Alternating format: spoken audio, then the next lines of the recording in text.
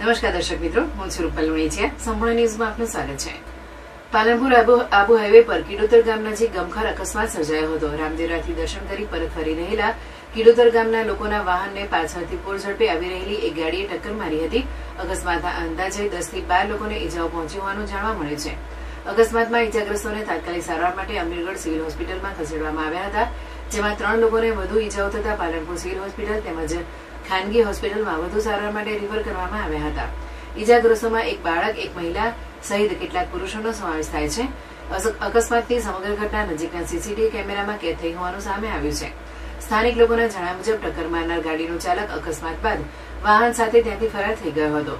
કિડોતર ગામના પૂર્વ સરપંચ ભારતસિંહે જણાવ્યું હતું કે રામદેવરા દર્શન કરીને રાત્રિના સમયે પરત ફરતા કિડોતર પાટિયા પાસે હાઈવે પર ગામ તરફ વળતી વખતે પૂર ઝડપે આવેલી ગાડીએ તેમના વાહનને ટક્કર મારી હતી. ટક્કર બાદ તેમનું વાહન પલટી ગયું હતું.